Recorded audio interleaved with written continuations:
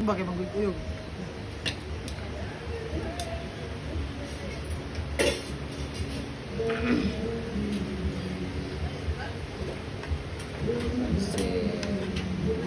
Mag-live na, dapat connection.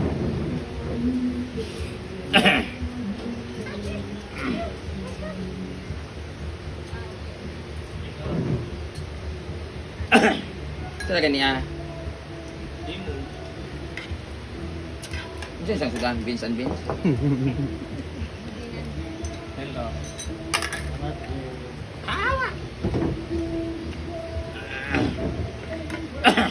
Bakit yung pagliyok dyan? Hi guys! Kain tayo ng panis na naman. Lamig kayo. Na, panos na.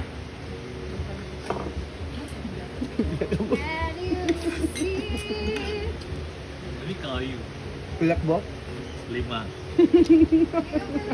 Nga, mapanos mo yung uban, eh. Apart. Dala na gina, dumot na manggod. Gabi kakuan, gitagom nga mga gas. Gitagom. Ilang dala? Tapos, ito yung ulam natin, pansit. Ibuto sa sabak, di kita ko kayo. Ibak sa gamay. Front Pwede back. nagisulat sa red?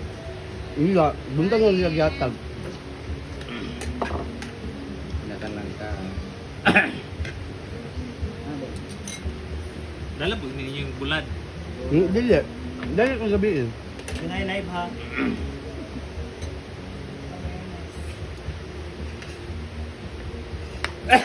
Ayan. Kain na tayo.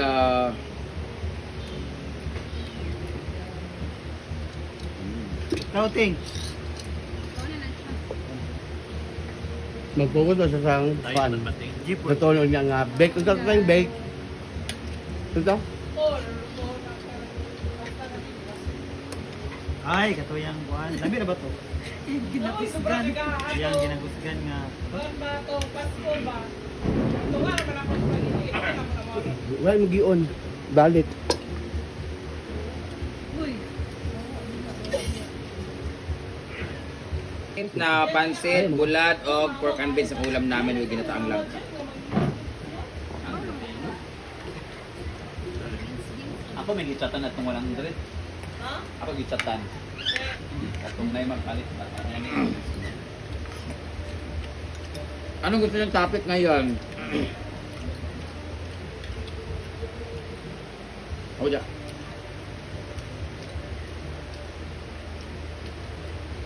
Ang topic natin ngayon ay tribute para sa ating mga mahal na OFW.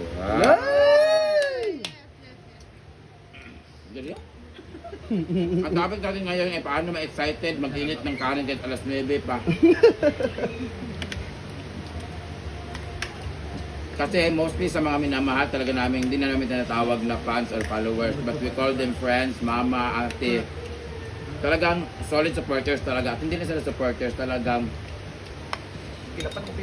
alam mo yung family na rin yung touring nila sa amin, kaya ang dami nagsabi sa amin dyan nga mga patay gutom na kami, umaasa sa mga supporters, umaasa sa mga Limos. bigay, limos daw galing sa mga OFW namin mga friends.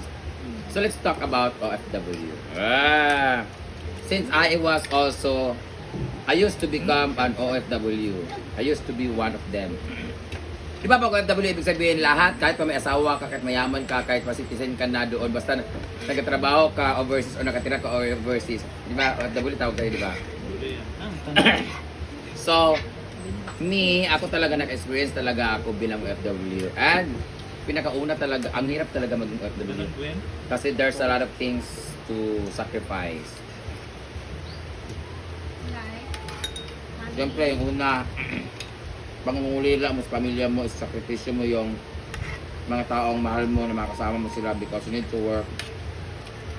Unang-una para sa sarili mo, para sa pamilya mo maiiwan, gano'n. So, ang hirap ng gano'n kasi, awa, nahulog na noon, paligyan na. Ang hirap kasi, ang dami mong mamimiss na mga celebrations, birthday mo, birthday ng anak mo, birthday ng ganito, New Year nakasama mo sila, Pasko nakasama mo sila, unless maswerte ka na nabibigyan ka ng leave. Pero sa lahat ng mga OFW dyan, ng mga mayayaman na, may mga asawang apam, citizen na doon. Congratulations sa inyo, pero doon sa mga hanggang ngayon nagtatrabaho pa rin for the future ng mga pamilya nila, minamahal na at sa kanilang sarili. So, para sa inyo tong video na ito. Kasi, sa mga pamilya naman dyan, mga anak at mga kapatid at magulang na may mga pamilya doon na nagtatrabaho sa ibang bansa, huwag niyo po silang abusuhin. Kasi hindi niyo alam kung ano yung mga pinagdadaanan nila doon. Minsan nga hindi nila sinasabi yung sitwasyon nila para hindi kayo mabahala sa kanila. Tapos, ito, kayo naman mga FW dyan, magtabi talaga kayo ng pera ng sahod ninyo kasi hindi sa lahat ha, pero lahat naman mga ang mindset, iba kasi ang mindset ng mga mayroong pamilya OFW eh. Bo ako, OFW, magmama ko or ate ko. Alam mo waldas lang ng waldas kasi utang ng utang kasi alam mo kasi may darating na pera monthly, mga ganun no. Hindi mawala sa utak yung mga ganun no na okay lang kahit magka-utang, okay lang bilhin natin to kasi magpapadala naman si ate next week, magpapadala naman si mama next week. Ng tuition ko, igagastos sa ganito, ganyan. Kaya kayo mag-ipon dyan mga FW sahod ninyo kasi para pag uwi ninyo, meron kayong ipon. Wag, limitahan nyo dapat ang papadala sa ninyo. Kahit pa sabihin natin magigipit sila, limitahan nyo talaga kasi mahirap talaga na pag uwi ninyo, kailangan nyo ulit bumalik kasi mag-iipon na naman kayo. Mas maganda yung pag uwi ninyo. Siyempre pag umuwi kayo, isipin nyo na ayoko na magtrabaho, napapagod na ako, ganyan. So dapat mag-ipon kayo para pag uwi ninyo, meron kayong mag-umpisa na business, may naipon kayo, may napatayo kayong bahay, ganyan. So ang daming rason bakit tayo nagiging OFW. Dahil mahirap ang buhay dito sa Pilipinas, hindi enough yung sahod natin dito. Mas maganda yung magsakripisyo tayo ng sarili natin pagdating sa ibang bansa. Malaki naman ang income.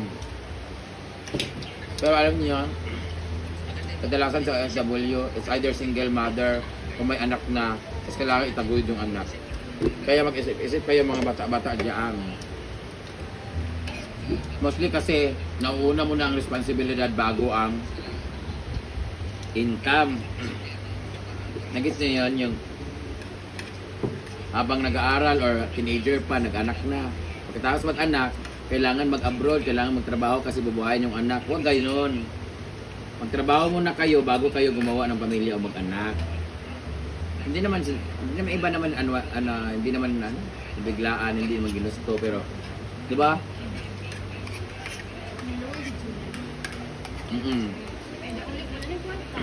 Kasi may FW dyan, salamat sa mga tulong ninyo. Sa suporta ninyo. Mag-ipon kayo para pag-uwi nyo. Kasi hindi nyo alam yung galaw ng bitukan ng mga kamag-anak ninyo. Yung iba nga, naloloko pa, no? Minsan gusto na umuwi at magpahinga, pero marami pang binubuhay, pero price pa, ganon. Yung iba pa, binubugbog, ginagasa, ginapas lang. Yun. Kaya sa mga bata dyan, naku, OFW talaga papuntahan ninyo pag kayo nagkaanak ng maaga tapos wala kang ibang source of income dito kundi mag-DH talaga, lalo na sa mga DH talaga pagdating doon. Ang hirap-hirap tapos minsan minamaltrato pa ng mga magulang ay ng mga amo nila. Kaya kapatid ng OFW, di ba?